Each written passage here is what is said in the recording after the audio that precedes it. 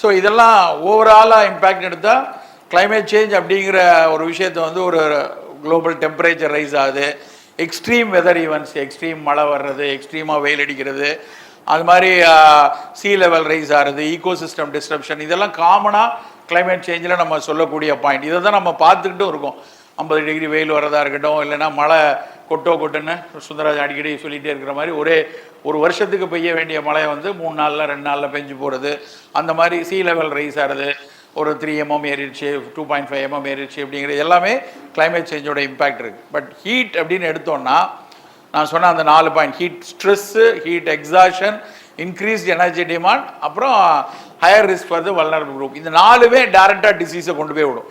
Heat stress வந்து ஒரு kind of exhaustion, mental exhaustion வரும், ஆங்ஸைட்டி வரும், அப்புறம் அதில் ஏற்படக்கூடிய குழப்பங்கள், அந்த குழப்பத்தில் அவர் ஒருவேளை ஒரு டயபெட்டிக்காக இருப்பார். ரொம்ப சின்ன எக்ஸாம்பிள், ஒரு டயபெட்டிக்காக இருக்கிறாரு, டயபெட்டிக் ரொம்ப காமன், அவங்க எடுக்கிற மாத்திரையில் வந்து லோ சுகர் வர்றதுங்கிறது ரொம்ப சாதாரணமாக நடக்கக்கூடிய விஷயம். பெரும்பாலும் கரெக்டாக நேரத்துக்கு சாப்பிட்றவங்க, கரெக்டாக டைம் சாப்பிட்றவங்க அந்த பிரச்சனை வராது. பட் ஒருவேளை அவர் டயபெட்டிக் மாத்திரையை போட்டுட்டு வெயிலில் போகிறாரு, வெளியே போகிறாரு, போகும்போது அவருக்கு மாத்திரை எடுக்க வேண்டிய டைம் வந்து தள்ளி போயிடுச்சு, இல்லை அவர் வந்து ஒரு உதாரணத்துக்கு இன்றைக்கி வந்து ஒரு மிகப்பெரிய அளவில் பிரபலமாயிட்டு இருக்கிற ஒரு மாத்திரை வந்து டேப்போக்ளைஃப்ளாக்சஸ்ன்னு ஒரு டேப்லெட் இருக்குது. அது வந்து யூரின் வழியாக சர்க்கரையை வெளியே தள்ளிகிட்டே இருக்கும். அதுதான் இன்றைக்கி பெரிய கட்டுப்பாடை, உலகம் முழுக்க அந்த மாத்திரை இன்றைக்கி பழைய மெட்ஃபார்மின், கிளைக்கோமெல்லாம் தூக்கி விட்டுட்டு இப்போ டேப்போ தான் எல்லாரும் விரும்பி எழுதுகிறாங்க. ஏன்னா it is having very good effect in diabetic, கிட்னிலெல்லாம் நல்லா இருக்குது அப்படின்னு. ஆனால் எங்கே சிக்கல் என்னென்னா, ஒருத்தர் வந்து டேப்போ மாத்திரையை போட்டுட்டு வெயிலில் வேலை பார்க்குறாரு அப்படின்னா வெகு சீக்கிரமாக டீஹைட்ரேட் ஆவார். நார்மலாக டீஹைட்ரேஷன் ஆகிறத விட வெகு சீக்கிரமாக டீஹைட்ரேட் ஆகும்போது அப்போ அதனுடைய இம்பேக்ட் வந்து என்னெல்லாம் வரும் அப்படின்னு யோசிச்சு பார்க்க முடியாது. அதெல்லாம் அதை நான் பின்னாடி வர ஸ்லைடில் எக்ஸ்பிளைன் பண்ணுறேன். அது வந்து ஹீட்லேருந்து டைரெக்டாக வரக்கூடிய இஷ்யூஸ். அதேமாதிரி வாட்டர் பொறுத்த வரைக்கும் சேஞ்சஸ், அந்த பேட்டர்ன் மாறினதுனால வரக்கூடிய அக்ரிகல்ச்சரல் லாஸாக இருக்கட்டும், அனிமல் கான்ஃப்ளிக்டாக இருக்கட்டும், எல்லாமே அந்த பேட்டர்ன் மாறினதுனால ஃப்ளட்டிங் உங்களுக்கு தெரியும், water contamination and poor quality, அது மிகப்பெரிய இஷ்யூவாக வந்துட்டு இருக்க காரணம். இவ்வளோ டெவலப்பிங் ஆகிட்டு இருக்க கண்ட்ரியில் வந்து எத்தனையோ டெவலப்மெண்ட் வந்துட்டு இருக்குன்னு பேசிகிட்டு இருந்தாலும் இன்றைக்கி வரைக்கும் டெங்கி வந்து கூட்டிகிட்டே தான் இருக்குது. போன வருஷத்து டேட்டா பார்த்திங்கன்னா அதுக்கு முந்தின வருஷ டேட்டாவை விட கிட்டத்தட்ட 180% கூட வருதுங்கிறான். அந்த பர்சன்டேஜ் வந்து இன்க்ரீஸ் ஆகிட்டே தான் இருக்குது கம்யூனிகபிள் டிசீசஸில். அதுக்கு பெரும்பாலான காரணம் வாட்டருடைய கண்டாமினேஷன், வாட்டரோட ப்ராப்ளம். அகெயின் நார்மலாக இருக்கக்கூடிய நம்ம டைஃபாய்டு, விப்ரியா வெரைட்டி, விப்ரியா காலராவாக இருக்கட்டும், டைஃபாய்டாக இருக்கட்டும், அதெல்லாம் இன்க்ரீஸ் ஆகிறது அதனால் உள்ள விஷயங்கள். அதே மாதிரி ஃபுட்டில் இன்றைக்கி காலையில் சார் சொல்லியிருக்கலாம், ரொம்ப முக்கியமானது வந்து கிராப் ஈல்டு குறையிறது, ரெண்டாவது குவான்டிட்டியில் குறையிறது ஒரு பக்கம். இன்னொரு ரொம்ப முக்கியமான விஷயமா நாங்கள் பார்க்குறது வந்து குவாலிட்டி போயிடுச்சு. ரைஸ் நீங்கள் அரிசியிலேருந்து ஆரம்பித்து அத்தனை தானியங்களை எடுத்துக்கிட்டாலும் சரி, நிறைய பேப்பர்ஸ், பிளண்டி ஆஃப் பேப்பர்ஸ் வந்து கிளியராக என்ன மென்ஷன் பண்ணுறாங்கன்னா, செகண்டரி மெட்டபலைட் குறையுது. ஒரு கொய்யாப்பழம் இனிக்குது, ஒரு பப்பாளி சிவப்பு கலரில் இருக்குது, மாதுளம்பழத்தில் இவ்வளோ புளிப்பும் இனிப்பும் உள்ள சுவை இருக்குன்னா அதுக்கு அடிப்படை காரணம் அதனுடைய அந்த தாவரம் சேமித்து வைக்கக்கூடிய ஒரு செகண்டரி மெட்டபலைட்ஸ் சொல்லக்கூடிய ஆல்கலாய்ட்ஸாக இருக்கலாம், ஃபினால்ஸாக இருக்கலாம், டெர்பனாய்ட்ஸாக இருக்கலாம். இந்த பொருட்கள் எல்லாமே ஒரு 10% 15% குறையுது அப்படிங்கிறான். அதே மாதிரி அது குறையுது அப்படின்னா நம்ம ரிவர்ஸில் யோசிச்சு பார்த்தா ப்ரோட்டீன் கொஞ்சம் குறைவாக தான் இருக்கும், கார்ப்ஸ், அதில் இருக்கக்கூடிய சுக்ரோஸ் கண்டென்ட் குறைவாக இருக்கலாம், இல்லை சில இடத்துல கூட இருக்கலாம். இப்படி ஒரு நியூட்ரியன்ட் வேல்யூ வந்து பெரிய லெவலில் மைக்ரோ நியூட்ரியன்ட் வந்து இன்செக்யூர்டாக மாறிடும். ஒரு பழம், காய்கறி, கீரை எதை எடுத்தாலும் அதனுடைய மைக்ரோ நியூட்ரியன்ட் தான் அதனுடைய ஸ்ட்ரென்த்து. அதை வந்து இப்போ சொல்லக்கூடிய பேப்பர் சொல்கிறது வந்து கிட்டத்தட்ட 15%, 10 to 15% அது வந்து லோ ஆகுது.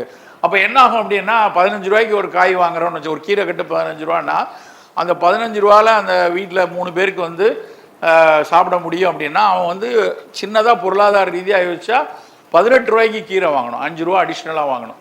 ஸோ அந்த 5 ரூபா இது வந்து ஒரு சின்ன கணக்கு. அது மாதிரி ஒரு பொருள்லையும் யோசிச்சு பாருங்கள், ஒரு நாள் எடுக்கக்கூடிய உணவுலையும் 15% நியூட்ரிஷன் லாஸை கம்பேர் பண்ணுறதுக்கு அடிஷ்னலாக 15% உணவு எடுக்கணும்.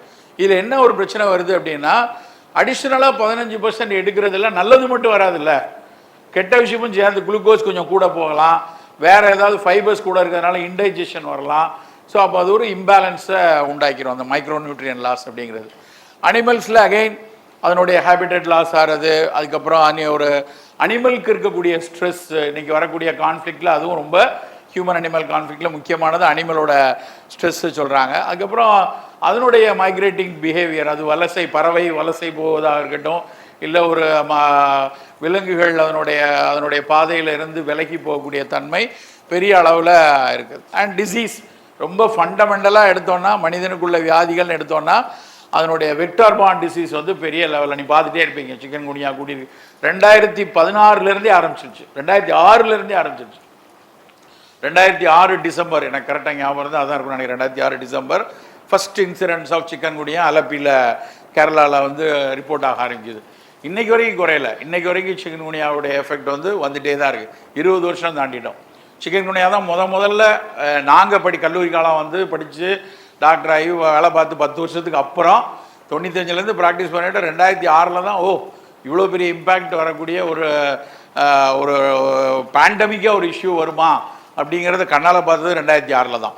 அன்றைக்கி 2006 ஆரம்பித்து இன்னைக்கு வரைக்கும் சிக்கன் குனியா ஒரு டைரெக்டாக வருது, கொசு கடிக்குது, காய்ச்சல் அடிக்குது, முட்டு வலிக்குது, ஒரு மாதத்தில் சரியாக போகிறதுங்கிறது 90%. ஒரு 10% பீப்புளுக்கு போஸ்ட் சிக்கன் குனியா ஆர்த்ராலஜியாங்கிறது இன்றைக்கு வரைக்கும் இருந்துட்டு இருக்கு. 20 வருஷம் ஆனதுக்கப்புறமும் அப்போ சிக்கன் குனியா வந்துச்சுங்க, இப்போ வரைக்கும் கையை மடக்க முடியல, நீட்ட முடியல, விரல இருக்குங்கிற பாட்டிமார்கள் இன்றைக்கும் இருக்காங்க. 40 வயசில் ஆரம்பித்து 60 வயசு ஆச்சு அவங்களுக்கு. அடுத்து இப்போவும் ஏகப்பட்ட வைரல் டிசீசஸில் வந்து இந்த ஆர்த்ராலஜியா வந்து பெரிய லெவலில் வந்துட்டுருக்கு. அதோட ரொம்ப முக்கியமாக வெரி ரீசெண்டாக நான் வந்து ஒரு யூஎஸில் ஒரு பாஸ்டனில் ஒரு இதுக்காக தமிழ் சங்கம் சார்பாக போயிருந்தப்போ ஒரு பெரிய சயின்டிஸ்ட் ஒருத்தர பேசிகிட்டு இருந்தோம். அவர் அழகாக ஒரு விஷயத்த எங்களுக்கு சொன்னார். என்ன அப்படின்னா, வணக்கம், என்ன அவர் சொன்னார் அப்படின்னா, பெரிய லெவலில் நமக்குள்ளே வந்து ஆட்டோ இம்யூன் டிசீசஸ் கூடிக்கிட்டே இருக்குது. நீங்கள் நல்லா உங்களோட உறவுகள்கிட்ட உங்கள் நண்பர்கள்ட்ட எல்லாம் பார்க்கும்போது தெரியும், எதை எடுத்தாலும் ஆட்டோ இம்யூன் டிசீஸ் கூட்டிகிட்டு இருக்குது, ஆட்டோ இம்யூன் டிசீஸ் பார்த்துட்டு இருப்போம். அதில் ரொம்ப முக்கியமாக நிறைய பேர் நம்ம சர்க்கிள், உங்கள் சர்க்கிளில் கண்டிப்பாக தெரிஞ்சிருக்கிறது, பல பேர் இப்போ கொஞ்சம் முடி கொட்டுறது அதிகமாக இருக்குது. அதை பற்றி பேசிகிட்டு இருக்கலாம். யாரை கேட்டாலும் முடிகட்டுறதுக்கான வணிகம் வந்து கொடிகட்டி பறந்துட்டு இருக்கதை நீங்கள் பார்த்துருக்கலாம். அந்த முடி கொட்டுறதுக்கான ரொம்ப அடிப்படையான விஷயம் வந்து ஆன்டிபாடிஸ் பிளட்டில் கூடினது தான். அதிகமாக வந்து ஒரு மேல் பட்டம் நல்ல பிஷியாக வர்றது, ஃபீமேலில் வந்து சென்ட்ரல் ஹேர் வந்து கொட்டுறது, இது எல்லாமே இந்த ஆன்டிபாடிஸ் ஏன்னா இவ்வளோ நாள் இல்லாமல் ஏன் இப்போ மட்டும் இவ்வளோ ஆன்டிபாடிஸ் வந்திருக்கு அப்படின்னு யோசிச்சோன்னா, நமக்கும் வைரஸுக்கும் இடையிலான கான்ஃப்ளிக்ட் நிறைய உடம்புக்குள்ளே நடந்துகிட்டு இருக்கு. நமக்கு சிக்கன் குனியா தெரியும், கோவிட் தெரியும், உள்ளே போகுது, இதெல்லாம் தெரியாத எத்தனையோ வைரஸ் நமக்குள்ளே போயிட்டுருக்கு. அந்த வைரஸை வந்து நம்ம ஜெயிச்சுக்கிட்டு இருக்கிறோம், அதனால தான் பேசிகிட்டு இருக்கோம், உயிரோட இருக்கோம், நடக்கவும் போகிறோம். பட் ஒருவேளை அவை உள்ளே வந்து லாங் டேர்ம் இம்பேக்டை உண்டாக்குதான்னு தெரியல. பல பேஷண்ட்ஸில் நாங்கள் பார்க்கும்போது சடனாக ரீனல் டேமேஜ் வர்றது, சடனாக வந்து ஒரு ஆட்டோ இம்யூன் ஆர்டரைட்டிஸ்ம்பாங்க, வெசலில் வரக்கூடிய இன்ஃப்ளமேஷன் வர்றது. முடி கொட்டுறது சாதாரணமாக நமக்கு பெருசாக ஒரு காஸ்மெட்டிக்கை தாண்டி வரதும் இஷ்யூ இல்லை. ஆனால் வெசலில் வரக்கூடிய வாஸ்குலார் டிசீஸாக இருக்கட்டும், இல்லை வந்து renal disease, sudden shut down of kidney disease வர்றது, இது மாதிரியான ஆட்டோ இம்யூன் லிவர் டிசீஸ் வர்றது இப்போ ரொம்ப ரொம்ப கூடியிருக்கு. அதுக்கும் ஒரு காரணமாக, இதெல்லாம் அனுமானம் தான், ஏன்னா நம்பர்ஸை வச்சு நம்ம இந்த பக்கம் நம்பரையும் பார்க்குறோம், இந்த பக்கம் கிளைமேட் சேஞ்சையும் பார்க்குறோங்கிறதுனால அதை ஒதுக்கிட முடியாது. ஸோ ஆட்டோ இம்யூன் டிசீசஸ் வந்து ரெண்டாவது முக்கியமான காரணம். எல்லாத்த விட முக்கியமானது வந்து increase incidence of non communicable disease. NCD பற்றி நம்ம பேசிக்கிட்டே இருக்கோம். கம்யூனிகபிள் டிசீஸ் வரும்போது அது கொஞ்சம் மங்கும், ஆனால் எப்போவுமே கூடிக்கிட்டே இருக்கிற நோய்கள் இன்றைக்கும் வந்து எடுத்திங்கன்னா ஒரு மரணங்களை அதிகம் தரக்கூடியது. ஒரு நாளைக்கு நடக்கக்கூடிய மரணங்களில் 25% ஹார்ட் அட்டாக் தான். 24% 25% ஹார்ட் அட்டாக்ல தான். சரி, ஹார்ட் அட்டாக் சாதாரண, இப்போ நான் ஒரு வெற்றி பேசும்போது சொன்னார் வயசாகும்போது முடி நரைக்கிற மாதிரி தானே. வயசானவங்களுக்கு ஒரு 80 வயசில் ஹார்ட் அட்டாக் வந்தால் நம்ம சாதாரணமாக கடந்து போயிடலாம். 35 வயசில் ஹார்ட் அட்டாக் வந்தால் என்ன செய்கிறது? 40 வயசில் ஹார்ட் அட்டாக் வந்தால் என்ன செய்கிறது? அதை வந்து சாதாரணமாக கடந்துட முடியாது. அது எவ்வளோ பெரிய இம்பேக்டை ஃபேமிலியில், சொசைட்டியில் உருவாக்குங்கிறது அங்கே இருக்கிற அந்த குடும்பத்தார்கிட்ட கேட்டால் தான் தெரியும். அப்படி நிறைய மரணங்களை கண்கூடாக பார்த்து கொண்டிருக்கோம். இப்போ ரீசண்டாக நாங்கள் சந்திக்கக்கூடிய பல்வேறு காரணங்களுக்காக பல மருத்துவர்களை சந்திக்கும் போது அந்த மருத்துவர்கள் எல்லார்ட்ட கேட்கும் போது காமனாக யாரும் மறுக்கிறதே இல்லை. அப்படிலாம் இல்லை சார்னு ஒருத்தர் கூட சொன்னதில்லை.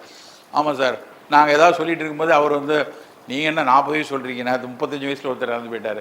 30 வயசுலன்னா யார்? மெடிக்கல் டாக்டர்ஸு, அவங்கள்ட்ட வரக்கூடிய கார்டியாக் பேஷண்ட்ஸை பற்றி சொல்லும்போது யங் ஹார்ட் அட்டாக் பெரிய லெவலில் கூடியிருக்கு. அதை விட அதிகம் வந்து ரொம்ப வேதனையாக இருக்கிறது வந்து கேன்சர் இன்சிடென்ட்ஸ் வந்து கூட்டிகிட்டே இருக்குது. கேன்சர் இன்சிடென்ட்ஸ் கூடுறதுக்கு நமக்கு எல்லாருக்கும் தெரியும், என்விரான்மெண்ட் தான் மேஜர் காரணம். அதாவது லான்செட்டோட இது என்ன சொல்லுவாங்கன்னா 15% தான் மற்ற எல்லா ரீசனும், அதாவது ஃபேமிலி ஹிஸ்ட்ரி இருக்குது, மியூட்டேஷன் இருக்குது, ரேடியேஷன்ஸ்னால டைரெக்டாக வர்றதெல்லாம் 15% தான். 85% வந்து ஃபுட் அண்ட் என்விரான்மெண்ட்னு பொதுவாக எழுதிடுறான். 85% ஆஃப் கேன்சர். இப்போ முந்தானத்து என்னோடய கிளினிக்கில் நடந்த ஒரு சின்ன இன்சிடென்ட். நான் ஒரு 6 மாதத்துக்கு முன்னாடி ஒரு பொண்ணை பார்த்தேன். அந்த பொண்ணு வந்து வேறு ஒரு ப்ராப்ளத்துக்காக, கைனகாலஜி பிரச்சனைக்காக, அவங்க ஃபேமிலியே எனக்கு ரொம்ப தெரிஞ்சவங்க. அவள் கைனகாலஜி பிரச்சனைக்காக வந்திருக்கா. அவள் பேசும்போது அந்த பிசிஓடியை பற்றி ரொம்ப சாதாரணமாக சொல்லிவிட்டு, ஒன்றும் இல்லைப்பா, எக்ஸசைஸ் பண்ணு, நல்லா பண்ணு, சரியாக போயிடும், எல்லாம் சொல்லிட்டேன். அதுக்கப்புறம் நான் பார்க்கல. 6 months கழிச்சு அவர் பெரிய ஃபைலோடு என்னை வந்து பார்க்க வந்தான். வந்து நேற்று அவளும் அவங்க அப்பா 2 பேரும் வராங்க. 3 நாள் தான், 2-3 நாள் தான் ஆச்சு. வந்தால் அந்த பொண்ணுக்கு வந்து she is just 27 year old. அவள் ஒரு போஸ்ட் கிராஜுவேட், நல்லா ஒர்க் பண்ணிகிட்டு இருக்கிறவ. பார்த்தா அவளுக்கு வந்து ஒரு பிரெஸ்ட்டில் ஒரு லம்ப் இருந்திருக்கு, சின்ன லம்ப் இருந்திருக்கு. அந்த லம்ப் இருந்தோடனே யூஸ்வலாக பெண்களுக்கு வந்து சாதாரணமாக அது ஒரு ஃபைப்ராய்டினோமா, ரொம்ப காமனாக வரக்கூடியது. ஒன்றும் இல்லை, ஃபைப்ராய்டினோமா தான் இருக்கும்னு சொல்லி அவங்க பார்த்தாங்க. பக்கத்தில் அவங்க டாக்டர் பார்த்துருக்காங்க, ஒன்றும் இல்லைன்னு இருக்காங்க. But she has a little discharge of water from her nipple. ஒரு சின்ன நிப்பிளில் டிஸ்சார்ஜ் இருந்ததுக்கு அவள் நோட்டீஸ் கூட பண்ணலை.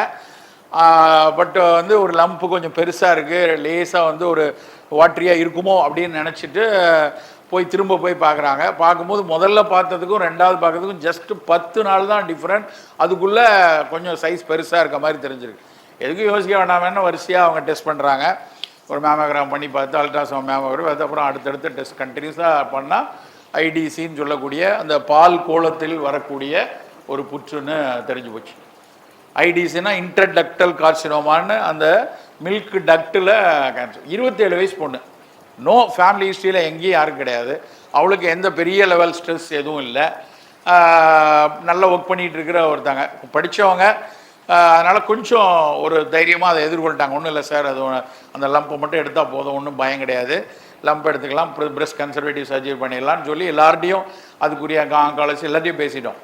பட் ஒரு கொஸ்டின் அவங்க அப்பா கேட்குற கொஸ்டின், ஏன் சார் வந்துச்சு?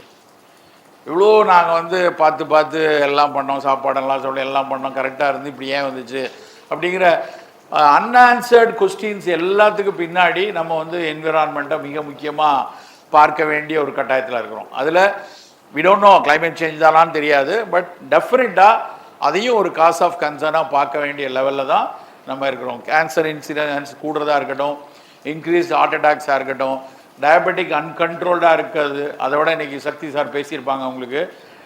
அந்த அவங்க சொல்கிற அந்த பேப்பரை நான் வந்து கிட்டத்தட்ட 7-8 வருஷமாக பல இடங்களில் பார்த்து கொண்டே வரேன். ஒரு 4 வருடம் முன்னாடி வந்து வேர்ல்டு நான் கம்யூனிகபிள் டிசீஸ் காங்கிரஸ்னு ஒன்று டொரண்டோவில் நடந்துச்சு. அது உலகம் முழுக்க இருக்கிற என்சிடி இல்லை அத்தாரிட்டேட்டிவாக வர்ற பீப்புள் எல்லாரும் வச்சு அந்த மாநாடு நடந்துச்சு.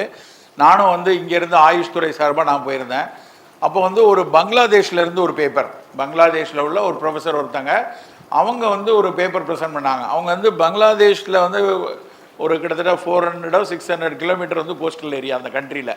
அந்த கோஸ்டல் ஏரியாவை சுற்றி இருக்கக்கூடிய பீப்புளிலேருந்து ரேண்டமாக ஒரு கோஹார்ட் ஸ்டடி, அந்த ஸ்டடி பண்ணிவிட்டு அவர் என்ன ப்ரெசென்ட் பண்ணார் அப்படின்னா, கிளைமேட் சேஞ்சினால் இந்த சலினிட்டி இன்க்ரீஸ் ஆகிறதுனால இங்கே இருக்கிற ஃபார்மர்ஸ்க்கு, அவர் சொன்னது எக்ஸ்க்ளூசிவாக ஃபார்மிங் கம்யூனிட்டிலையும் அன்ஆர்கனைஸ்டு செக்டாரில் வேலை செய்கிறவங்களுக்கு இஜிஎஃப்ஆர் குறையுது. இஜிஎஃப்ஆர்னா ஒரு எஸ்டிமேஷன் ஆஃப் கிளாமருலா ஃபில்ட்ரேஷன் ரேட்டுமாங்க. அதாவது சிறுநீரகத்தில் உப்பை பிரித்தெடுக்கக்கூடிய அந்த ஃபில்டர் வேலை செய்கிறது குறையுது. அதுதான் அந்த பேப்பர், அந்த பங்களாதேஷ் ப்ரொஃபஸரோட பேப்பர். அது படிச்சுட்டு உடனே நான் இங்கே நிறைய நெஃப்ராலஜிஸ்ட்டை கூப்பிட்டு பேசினேன். அவன் வெறும் 400 கிலோமீட்டர் 500 கிலோமீட்டர் சொல்லுவான். நம்ம ஊரில் 1000 கிலோமீட்டருக்கு கோஸ்டல் ஏரியா இருக்குது. இங்கே யாராவது ஸ்டடி பண்ணியிருக்காங்களா, இங்கே ஏதாவது இந்த மாதிரி இம்பேக்ட் இருக்கா அப்படின்னு. அதுக்கப்புறம் தான் சக்தி சாரோடைய பேப்பர் இப்போ சமீபத்தில் வெளியே வந்தது.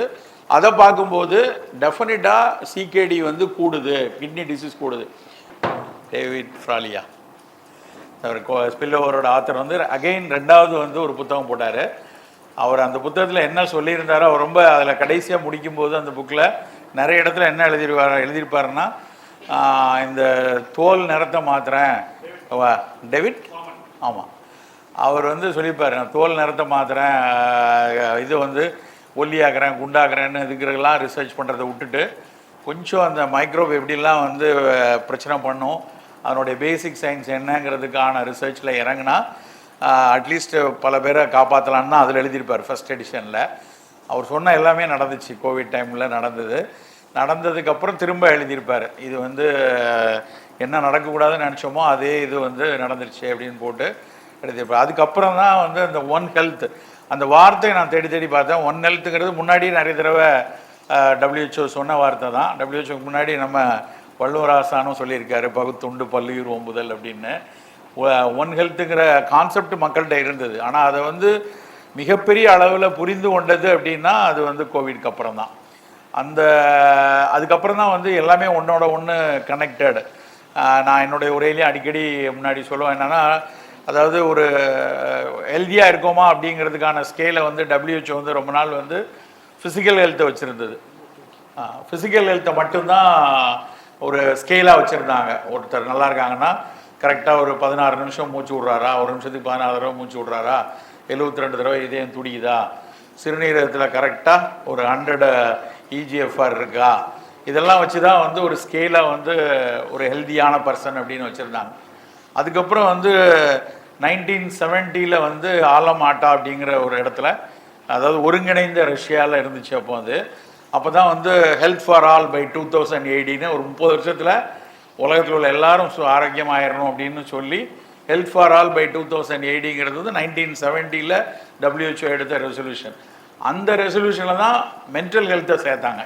அது வரைக்கும் ஃபிசிக்கல் ஹெல்த் மட்டும்தான் வந்து இதாக இருந்தது. மென்டல் ஹெல்த்தை சேர்த்து அல்டர்னேட்டிவ் மெடிசனுடைய புரிதல்களையும் சேர்த்து பார்க்கணுங்கிற முதல் சிந்தனை வந்து WHO-க்கு 1970 தான் ஃபஸ்ட்டு வந்து ஒரு ட்ரக்னா எப்படின்னு டிஃபைன் பண்ணுறப்ப வந்து நாட் ஓன்லி அது வந்து it should heal physical health மட்டும் கிடையாது, it should have mental health also, it should have preventive aspect அப்படின்னு சொல்லி அந்த டிஃபினிஷனில் வரும் WHO-உடைய ஆலமாட்டா ரெசல்யூஷன் டெஃபினிஷனில். ஆனால் 2020 வந்து அந்த கோவிட் டைமில் வரும்போது அந்த டெஃபினிஷனுமே பொய்யாயிருச்சு.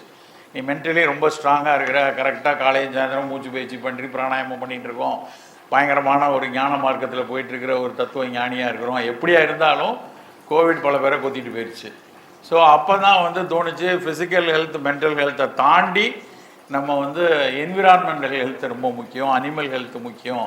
இந்த உலகத்தில் நம்ம தரையில் விளைகிற மண்புழு நல்லா இருந்துச்சுன்னா, இல்லை அதில் கீழே இருக்கக்கூடிய பாக்டீரியாஸ் எல்லாம் நல்லா இருந்துச்சுன்னா, பூக்கள் நல்லா இருந்ததுன்னா, பறவைகள் நல்லா இருந்ததுன்னா, மீன் நல்லா இருந்ததுன்னா நீங்களும் நானும் நல்லா இருப்போம் அப்படிங்கிற முதல் புரிதல் வந்து ஒன் ஹெல்த்துங்கிற அந்த புரிதல் வந்து அதுக்கப்புறம் தான் 2021 அப்புறம் தான் பாலிசி லெவலில் யோசிக்க ஆரம்பித்தாங்க, பெரிய லெவலில் அதை பற்றி பேச வந்தாங்க. ஸோ அந்த அடிப்படையில் நம்ம எல்லா உடல்நலம் சார்ந்த எல்லா விஷயத்தையுமே வந்து என்விரான்மெண்டலோடு சேர்த்து பார்க்க வேண்டிய கட்டாயத்துக்கு இப்போ வந்துட்டோம். இப்போ எந்த பேஷண்ட்டை பார்க்கனாலும் பேஷண்ட்டை வந்து ஒரு மருத்துவராக ஒரு நோயாளியை அணுகும்போது, நோயாளிக்கு ஒருத்தர் காய்ச்சல் அடிக்கு அப்படின்னா முன்னாடினா டக்குன்னு அது என்ன கிருமி இருக்குது, இல்லைன்னா என்ன ஒரு காய்ச்சல்னால ஏதாவது உடலில் உள்ள இயங்கு நிலையில் மாறுபாடுகள் இருக்கா, அவ்வளோ மட்டும்தான் பார்த்துட்டு இருந்தோம். இப்போ அதை தாண்டி வந்து சூழலில் என்ன பிரச்சனை இருக்குது, அதை ஒட்டி இது இருக்குமாங்கிற ஒரு சிந்தனை இப்போ தான் ரொம்ப ஸ்ட்ராங்காக இவ்வளோ வருஷம் நவீன மருத்துவத்தினுடைய வளர்ச்சின்னு எடுத்தோன்னா கிட்டத்தட்ட ஒரு 150-200 வருஷமாக ரொம்ப கொடி கட்டி பறந்து கொண்டு இருந்தாலும் இப்பொழுது தான் வந்து அதை வந்து ஒன் ஹெல்த்துங்கிற அடிப்படையில் பார்க்குறோம். நான் வந்து இந்த அடுத்த ஒரு 20-25 நிமிஷத்துக்கு ஒரு சில டேட்டா எடுத்தேன் இந்த ப்ரெசன்டேஷன் இன்றைக்கி இருக்குங்கிறதுக்காக. ஒன் ஹெல்த்துங்கிற அடிப்படையில் ஹியூமன் ஹெல்த்தில் எப்படியெல்லாம் வந்து கிளைமேட் சேஞ்ச் இம்பேக்ட் ஆகுது அப்படிங்கிற தரவுகள் இணையத்துலேயும் பப்ளிக் ஹெல்த்தோடைய பர்டிகுலராக பப்ளிக் ஹெல்த்துடைய பேப்பர்ஸ்லேயும் என்ன மாதிரி சில டேட்டாஸ் இருக்குங்கிறத வச்சுட்டு உங்கள்கிட்ட சில மணித்துளிகள் பேசிட்டு போகலான்னு வந்திருக்கேன். Next slide. ஒரு சில டேட்டா என்னென்னா, கிட்டத்தட்ட இது வந்து குளோபல் ஃபஸ்ட்டு ஸ்லைடில் ஃபஸ்ட்டு கார்னரில் லெஃப்ட் ஹேண்டில் இருக்கிற அந்த கார்னரில் இருக்கிறது வந்து ஒரு 2023 டேட்டாவில் மட்டும் பார்த்திங்கன்னா கிட்டத்தட்ட 1.25 லட்சம் பேர் வந்து வெறும் ஹீட் வேவ்னால் இறந்து போனவங்க. அந்த ஹீட் வேவ், ஹீட்டுடைய எக்ஸாஷன், ஹீட் ஸ்ட்ரோக் ஒவ்வொன்றுக்கும் ஒரு இம்பேக்ட் இருக்குது. அதை நம்ம நினைக்கிற மாதிரி வெறுமனே அது இப்போ நிகழ்வோட பேப்பரில் கூட அவர் ப்ரெசன்டேஷனில் கூட அவர் அதை ரொம்ப எக்ஸ்பிளைன் பண்ணியிருந்தாப்புல. அதே மாதிரி அதை தாண்டி அந்த ஹீட் வேவில் நடந்த மரணங்கள்னு அவன் போட்டிருக்க டேட்டா 1.7 lakhs சொல்கிறான். அந்த மாதிரி இந்தியாவில் சில டேட்டா எடுத்தால் 2024 22 பார்க்கும்போது ஒரு எக்ஸ்ட்ரீம் வெதர் கண்டிஷனில் ஒரு 3200 பேர், அதாவது வேறு எந்த காரணமும் இல்லாமல் எக்ஸ்ட்ரீமிட்டி ஆஃப் வெதர் கண்டிஷனில் மட்டும் இவ்வளோ பேர் இறந்துருக்காங்க. ஏர் பொல்யூஷன் ஒன்று தனியாக, ஏர் பொல்யூஷனில் என்னெல்லாம் நடக்குது அப்படிங்கிறது வந்து நமக்கு தெரியும். அதில் வந்து கிட்டத்தட்ட ஒரு 1.25 மில்லியன் மக்கள், 17 லட்சம் மக்கள் வந்து 2022 ஏர் பொல்யூஷன் ரிலேட்டட் டெத் இருந்திருக்கு. அப்புறம் இது ரொம்ப முக்கியமானது, அதாவது இப்போ லேபர் லாஸ் மட்டுமே இது டேட்டா நிறைய இடத்துல பகிரப்படுது. அதாவது ஒரு 247 பில்லியன் மக்கள் வந்து வேலை இழப்பு அப்படிங்கிறது, இது வந்து இன்டைரக்டாக பல வகையில் பாதிக்கும்.